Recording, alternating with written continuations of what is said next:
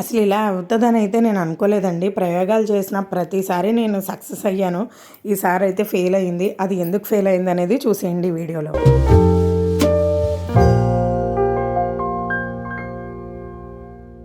Hi అండి, అందరికీ welcome back to my channel life of money Satish vlogs. అందరూ ఎలా ఉన్నారండి? నేనైతే చాలా బాగున్నాను. మీరు కూడా బాగున్నారనుకుంటున్నాను. ఈరోజు మన వీడియో వచ్చేసరికి చూడండి, మీరు ఈ డిజైన్ని మాత్రం చాలా క్లియర్గా గమనించండి. నేను మీకు ముందు చెప్పినట్టుగా ఒకటైతే అంటే నెక్ అయితే మొత్తం అని తిప్పాల్సి వచ్చిందనమాట. అది ఎందుకు ఇప్పాల్సి వచ్చింది అనేది నేను మీకు క్లియర్గా ఇన్ఫార్మ్ చేస్తానండి. కానీ ఫస్ట్ అయితే మనం బ్లౌజ్ ఎలా కుట్టుకోవాలనేది మాత్రం చూసేద్దామండి. నేను ఫ్రంట్ పార్ట్ వచ్చేసరికి నేను చాలా ఫ్రీ హ్యాండ్ అయితే వేసేసుకుంటాను. ఇంకందుకనే బ్లౌజ్ పెట్టేసి నెక్ లైన్ అయితే గీసేసుకుని, అండ్ మనకి కర్వ్ షేప్ కదా, బ్యాక్ నెక్ వచ్చేసరికి కట్ వర్క్ అనమాట.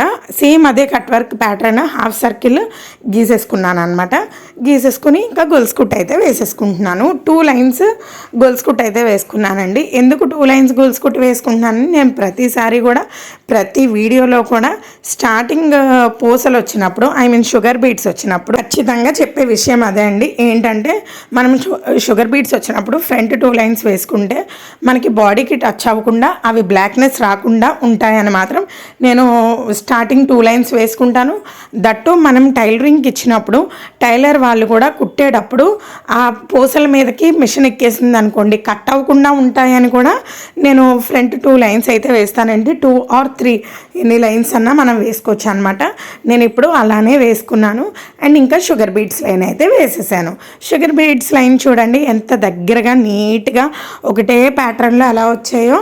కానీ నేను ఇక్కడ మీరు ఒకటి గమనించండి, ఇక్కడ నేను ఒక కోణం అనేది తీసాను. అండ్ ఇప్పుడు ఇంకా వేరే 2 లైన్స్ వేయాలి కదా, ఆ 2 లైన్స్కి మాత్రం నేను కోణం అనేది వేయట్లేదండి. ఎందుకంటే కోణం వేయడం వల్ల నెక్ అనేది మొత్తం పాడైపోతుంది అనమాట.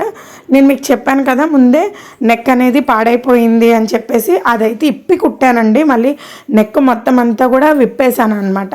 అది ఇప్పడం వల్లే నాకు చాలా టైం అయితే లేట్ అయిపోయిందండి.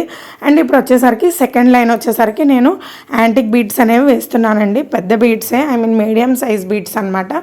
ఈ మీడియం సైజ్ బీడ్స్ అయినా సరే మనం దగ్గరగా ఇది మాత్రం ఖచ్చితంగా సింగిల్ బీడ్ మాత్రమే వేసుకోండి.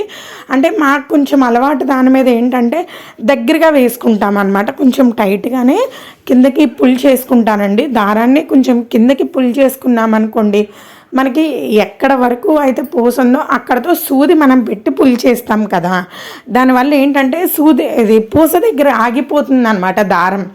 అప్పుడు మనం మళ్ళీ కిందకి పిన్ చేసి దారాన్ని పైకి తీస్తాం కాబట్టి మనకి టైట్నెస్ అనేది వస్తుంది.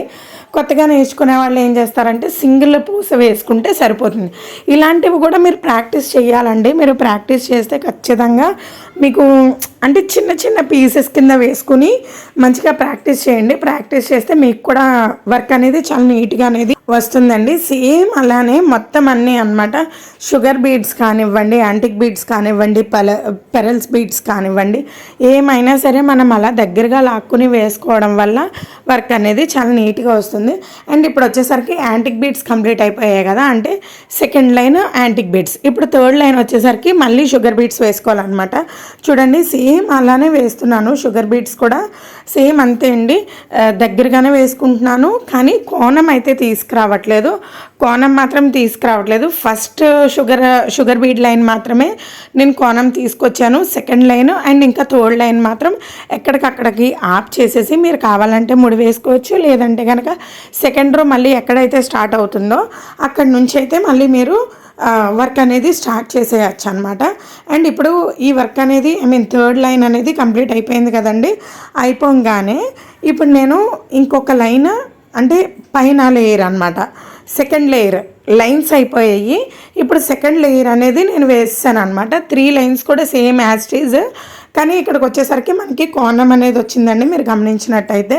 అండ్ ఇప్పుడు కోణం కంప్లీట్ అయిపోయింది కదా, ఒక కుందన్ అయితే అంటించుకోవాలన్నమాట. అది ఈలోగా ఆరిపోతుంది. మనం ఫస్ట్ అంటే ఒక లైన్ వేసేసుకొని సెంటర్ పాయింట్ చూసుకొని మనం ఒక కుందన్ అంటించేస్తే సరిపోతుందండి.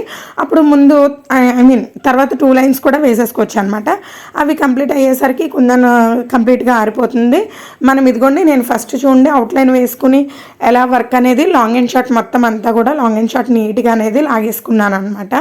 ఎందుకు ఫాస్ట్గా చూపిస్తున్నాను అంటే వీడియో లెంత్ ఎక్కువైనా సరే ఎవరు సరిగా చూడట్లేదని చెప్పేసి నేను కొంచెం ఫాస్ట్గా అనేది చూపిస్తున్నానండి. కానీ కంప్లీట్ వర్క్ చూపించాలని అయితే అనుకున్నాను. అండ్ ఇక్కడ బీడ్స్ వెయ్యాలి. ఆ బీడ్స్ క్లిప్ అయితే మిస్ అయిందండి, మరి ఎక్కడ మిస్ అయిందో తెలీదు. ఇదిగోండి బ్లౌజ్ కంప్లీట్ అయ్యేసరికి ఇదే అనమాట. చూడండి బ్లౌజ్ అంతా కూడా ఎంత నీట్గా కంప్లీట్ అయిందో కదా. ఇప్పుడు నేను బ్లౌజ్లో నేను ఎక్కడ మిస్టేక్ చేశాను అనేది మీకు చూపిస్తానండి. ఫస్ట్ టైం అనమాట నేను ఎప్పుడు అయినా సరే ఏదైనా ప్రయత్నించాను అంటే కొత్తగా చేయడానికి ట్రై చేశాను అంటే ఎప్పుడైనా సరే నేను సక్సెస్ అయ్యాను, కానీ ఎప్పుడు కూడా నాకు ఈ ఫెయిల్యూర్ అనేది లేదండి. కానీ ఒక్కొక్కసారి అలా రావాలి, వస్తేనే మనకు తెలుస్తుంది. చూడండి నేను ఇక్కడ మీకు చూపిస్తున్నాను కదా, చూడండి అక్కడ ఏదైతే కోణం తీసానో ఆ కోణం మధ్యలో కూడా తీసేసాను అనమాట. ఆ కోణం మధ్యలో తీసేయడం వల్ల నెక్ అనేది తేడా వచ్చేసింది. ఇప్పుడు ఇక్కడ వచ్చేసరికి ఏం చేశాను, కోణం అనేది తీయలేదు. ఇప్పుడు ఈ బ్లౌజ్కి వచ్చేసరికి ఇక్కడ ఈ నెక్ వచ్చేసరికి నేను కోణం అనేది తీయలేదన్నమాట. మనం ముందు చేసిన నెక్ వచ్చేసరికి కోణం అనేది తీసాం. ఆ తీయడం వల్ల ఏదో కొమ్ములు ఉంటాయి చూసారా, ఆ కొమ్ముల కింద ఆవు కొమ్ముల కింద అలా అయితే కనిపించాయి అనమాట. అందుకని చెప్పేసి దాన్ని అయితే మొత్తం అంతా పీకేసి మళ్ళీ నీట్గా ఈ ప్యాటర్న్ అయితే చేశానండి. చూడండి హ్యాండ్స్ ఎంత నీట్గా ఉన్నాయో కదా. శారీ వచ్చేసరికి రెడ్ అనమాట. ఆ sari red and green gold బూటీస్ అనమాట. అందుకనేసి రెడ్ కలర్ ప్యాటర్న్ వేశాను. అదేవిధంగా శారీ అంతా సరే గోల్డ్ ఉందన్నమాట. పళ్ళు అండ్ బార్డర్ వచ్చేసరికి గ్రీన్. గ్రీన్ అండ్ పెద్దగా వేయలేము కాబట్టి నేను గోల్డ్ అండ్ రెడ్ అయితే చూస్ చేసుకున్నానండి. వర్క్ మీకు ఫోన్లో ఎలా ఉందో నాకు తెలియదు, కానీ బయట అయితే మాత్రం చాలా అంటే చాలా బాగుందండి. కస్టమర్ కూడా ఇంకేదో సాధించేసావు అని అయితే అన్నారనమాట. ఎందుకంటే ఆవిడకి నేను నెక్ కంప్లీట్ అయిన వెంటనే చూపించాను, ఏమండి ఎలా ఉందండి అని. ఎందుకంటే నాకే డౌట్ కదా, అందుకని చూపిస్తే నాకేం పెద్ద ఇదిగా అనిపించట్లేదు మని అంటే నాకు అర్థమైపోయి వెంటనే తీసేసాను అనమాట. తర్వాత ఇప్పుడు చేసి చూపించాక ఆవిడ చాలా సాటిస్ఫై అయ్యారు. మిషన్కి కూడా ఇచ్చాక అండి నేను మీకు చూపించాను కదా, హ్యాండ్స్ కింద ఆ కర్వ్స్ పార్ట్ ఏదైతే ఉందో దానికి నేను బీడ్స్ అయితే వేద్దామని అయితే అనుకున్నాను అనమాట. అది కంప్లీట్ అయ్యాక నేను షార్ట్స్ రూపంలో అయితే షేర్ చేసుకుంటానండి. ప్రజెంట్ నెక్ అయితే ఇలా కంప్లీట్ అయ్యిందనమాట. అండ్ హ్యాండ్స్ కూడా ఇలా ఉన్నాయి. మీకు ఒకవేళ నచ్చితే కనుక ప్లీజ్ సబ్స్క్రైబ్ చేసుకోండి, మరింత ఇన్ఫర్మేషన్స్ తెలుసుకుందరు. కానీ ఈ బ్లౌజ్ కాస్ట్ వచ్చేసరికి ఎంత అని మీరు అనుకుంటున్నారు? ఈ బ్లౌజ్ కాస్ట్ వచ్చేసరికి 4500 అండి. మనకి థ్రెడ్స్ కూడా ఎక్కువే అయ్యాయి, జరీ థ్రెడ్ కూడా ఎక్కువే పడింది. అందుకని నేనైతే 4500 అయితే తీసుకున్నాను అనమాట. మెటీరియల్కి వచ్చేసరికి దగ్గర 2000 వరకు అయిపోయి ఉంటుందండి.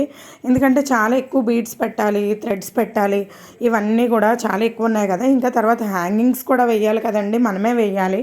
బ్లౌజ్ స్టిచ్ అయిపోయాక మనమే చేయించాలన్నమాట. ఈ బ్లౌజ్ ఎలా ఉందనేది నాకు ఖచ్చితంగా కామెంట్ చేసి చెప్తారని అయితే అనుకుంటున్నాను. నచ్చితే ఒక లైక్ కూడా చేయండి. హ్యాండ్స్ ఎలా ఉన్నాయి, నెక్ ఎలా ఉన్నది అనేది నాకు ఖచ్చితంగా చెప్పండి. ప్లీజ్ సబ్స్క్రైబ్ చేసుకోండి. Thanks for watching.